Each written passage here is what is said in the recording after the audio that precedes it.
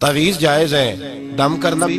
लेकिन सवाल मेरा ये है आप लोगों से कि कोई हदीस ऐसी पढ़ी है आपने कि एक बंदा मिस्र से आया हो नबी पाक के पास दम कराने, या एक आदमी शाम से दम कराने आया हो नबी पाक के पास? पढ़ा है कहीं आपने? भाई दम कराना जायज़ है, तावीज़ देना, लेकिन ये असल दीन नहीं है कि लोगों ने अब इसी को जरिया बना लिया, इसी से लोगों की दुकानें और कारोबार चलते हैं। ये असल नहीं है, ये जोज है। दम में बरकत है, अल्लाह के कलाम में शिफा है। मा हुआ शिफा व रहमतुल लिल मोमिनीन, इसके अंदर अल्लाह ने शिफा रखी है, लेकिन ये असल नहीं। असल रसूलुल्लाह का दीन है। आला हजरत रहमतुल्लाह अलैह के पास एक मुरीद आ गया। आजकल तो मिठाई होती है, उस जमाने में पेड़े होते थे, तो पेड़ों की एक टोकरी लाया, यूं समझ ले मिठाई का डब्बा लाया। आला हजरत ने फरमाया कैसे आए हो? हुजूर ज़ियारत करनी थी। फरमाया कोई हुक्म मेरे लिए?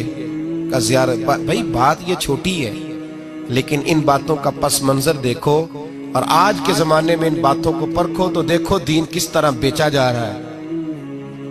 मिठाई का डब्बा लाया है, क्या हुक्म था? का ज़ियारत करनी थी। कोई बात तो बताओ, का ज़ियारत करनी थी। आला हजरत ने ना वो मिठाई का डब्बा तालिब इल्म को कहा पेड़े जाओ घर दे आओ। वो घर दे आया तो थोड़ी देर के बाद मुरीद कहने लगा हुजूर एक तावीज़ भी चाहिए था। फरमाया फकीर ने तो 2-3 दफा पूछा कोई हुक्म हो, तो आपने कहा सिर्फ ज़ियारत। अच्छा तावीज़ भी चाहिए? कागज कलम मंगाया, तावीज़ निकलने लगे और तालिब इल्म से कहा वो डब्बा तो ले आओ घर से मिठाई का। वो बच्चा अंदर से गया डब्बा लाया।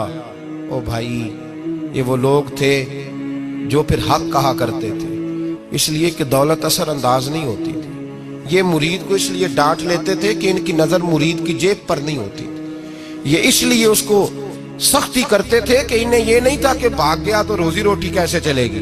कहा आला हजरत फाजिल डब्बा लाओ, तो वो घर से डब्बा मिठाई का उठा लाए। आला हजरत ने तावीज़ भी दिया। वो कहता है जब डब्बा आया ना तो आला हजरत ने हुक्म दिया ना डब्बा भी मंगाओ। अब उन लफ्जों में जलाल इतना था कि मैं घबरा गया, पता नहीं अब क्या बनेगा।